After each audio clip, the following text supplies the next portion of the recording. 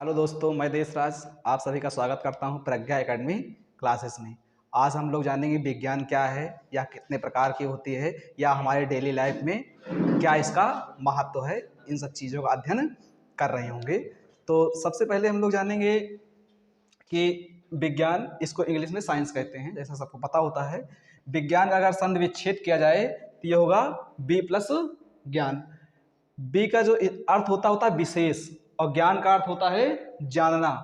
तो किसी प्रकृति में उपस्थित कोई भी वस्तु, कोई भी पदार्थ, उसके बारे में जो हमें विशेष ज्ञान प्राप्त होता है उसी को हम विज्ञान कहते हैं।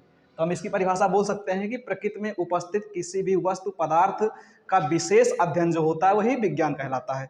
बुकों में इसकी परिभाषा कुछ इस प्रकार दी हुई होती है कि सुसंगठित, सुव्यवस्थित, क्रमबद्ध ज्ञान को विज्ञान कहते हैं। दोनों ही डिफिनेशन अपने आप में सही हैं, कोई दिक्कत नहीं है।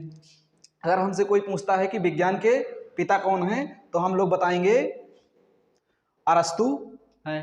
ठीक, अगर कोई पूछता है कि आधुनिक विज्ञान के पिता कौन हैं, मॉडर्न फिजिक्स ऑफ फादर, तो हम बता रहे होंगे गैलीलियो हैं। अब पदार्थों के आधार पर हमारे प्रकृति में जो तत्व उपस्थित, मतलब पदार्थ उपस्थित हैं, उनके आधार पर देखा जाए, डेली लाइफ के अनुसार देखा जाए, तो विज्ञान को 3 पार्टों में डिवाइड किया जाता है: भौतिक विज्ञान, रसायन विज्ञान और जीव विज्ञान। आइए कुछ देखते हैं, जैसे फिजिक्स, केमिस्ट्री और बायोलॉजी। इसमें जो है सबसे पहले हम जानेंगे फिजिक्स। फिजिक्स जो है, इसमें ऊर्जा तथा द्रव्यमान के मध्य संबंध का अध्ययन विज्ञान की जिस शाखा के अंतर्गत किया जाता है उसे भौतिक विज्ञान कहते हैं। भौतिक विज्ञान के पिता हैं आपके न्यूटन, और इसमें पूछे अगर आधुनिक भौतिक विज्ञान के पिता कौन हैं, तो आप बता रहे होंगे आइंस्टीन हैं। इसी प्रकार आप देखेंगे केमिस्ट्री। केमिस्ट्री शब्द जो है कीमिया शब्द से आया हुआ है, जिसका अर्थ होता है काला पदार्थ।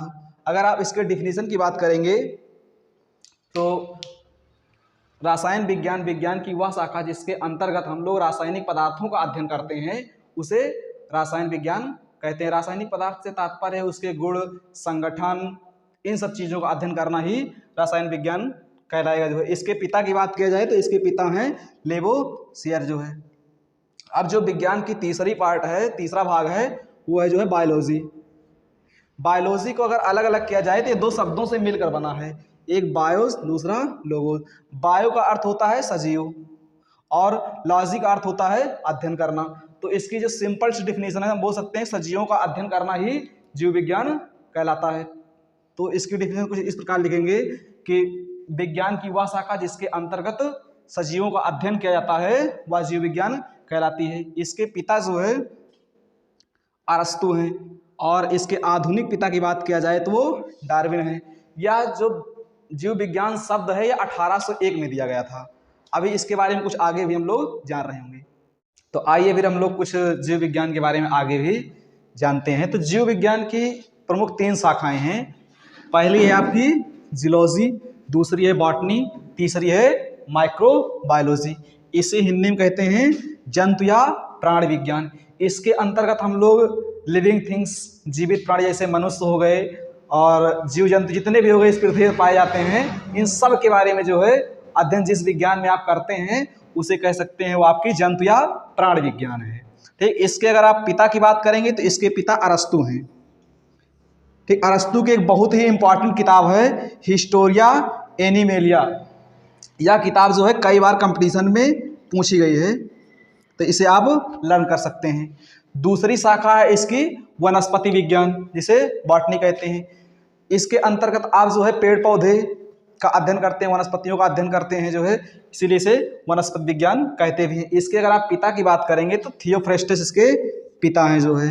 इनकी एक बहुत ही इंपॉर्टेंट किताब है, इसे बोलते हैं हिस्टोरिया प्लांटेरम। प्लांटेरम से तात्पर्य है कि प्लांट को, मतलब प्लांट की हिंदी पौधा होती है, तो इसीलिए उसी पर इन्होंने बना रखा है हिस्टोरिया प्लांटेरम, वनस्पति या पादप विज्ञान। तीसरी है माइक्रोबायोलॉजी। इसके अंतर्गत हम लोग सूक्ष्म जीवों का अध्ययन करते हैं। इसके अगर आप पिता की बात करेंगे तो एंटोनी वान लीवेनहॉक हैं। तो इस तरीके से हम लोगों ने जो है विज्ञान किसे कहते हैं, इससे कितने ब्रांचेस हैं, सब के बारे में अध्ययन कर लिया।